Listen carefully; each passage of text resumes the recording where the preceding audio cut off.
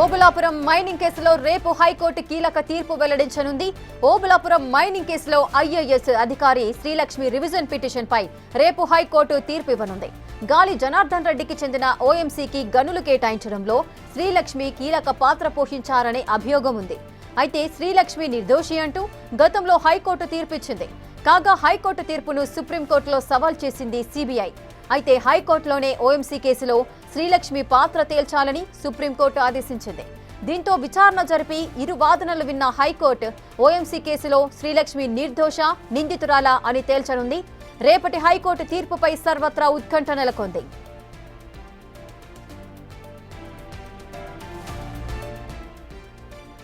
పూర్తి డీటెయిల్స్ మా ప్రతినిధి సురేష్ అందిస్తారు.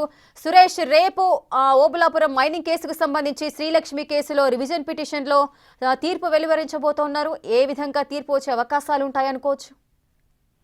ఓఎంసీ కేసులో శ్రీలక్ష్మి అప్పుడు ఐఏఎస్ అధికారిగా పనిచేస్తూ చాలా కీలకంగా వ్యవహరించింది. గనులకు సంబంధించిన అనుమతుల్లో ఆమె పాత్ర స్పష్టంగా ఉందని చెప్పేసి కూడా సిబిఐ అభియోగ పత్రాలు దాఖలు చేయడం జరిగింది. ఆమెకి ఈ కేసుకి సంబంధాలు ఉన్నాయని చెప్పేసి కూడా ఛార్జ్షీట్ లో పేర్కొంది. అయితే గతంలో శ్రీలక్ష్మి హైకోర్టులో కేసు వేయడంతో హైకోర్టు శ్రీలక్ష్మిని నిర్దోషిగా ప్రకటిస్తూ తీర్పు వెల్లడించడం జరిగింది. ఇదే తీర్పు పైన సిబిఐ సుప్రీంకోర్టుకు వెళ్లి పిటిషన్ దాఖలు చేయడం జరిగింది. మా వాదనలు వినకుండానే శ్రీలక్ష్మిని నిర్దోషిగా తెలంగాణ హైకోర్టు ప్రకటించింది అని చెప్పేసి కూడా సుప్రీంకోర్టులో పిటిషన్ దాఖలు చేయడంతో సుప్రీంకోర్టు ఈ కేసును తిరిగి హైకోర్టే సిబిఐ వాదనలు కూడా విని పూర్తి విచారణ చేసి మళ్లీ తీర్పు ఇవ్వాలని చెప్పేసి కూడా ఆదేశాలు జారీ చేయడం జరిగింది. సుప్రీంకోర్టు ఆదేశాల మేరకు హైకోర్టు ఇరువురు వాదనలు కూడా వినడం జరిగింది. పూర్తిగా వాదనలు విన్న తర్వాత రేపు ఈ పిటిషన్ పైన రేపు తీర్పు వెల్లడించే అవకాశం ఉంది.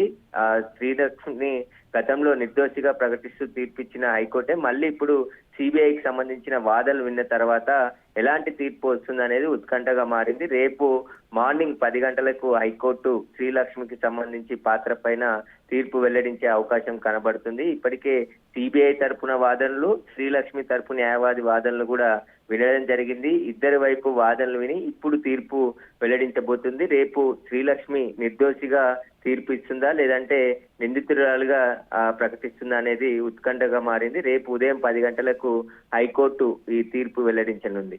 Right, thank you Suresh, thanks for the details.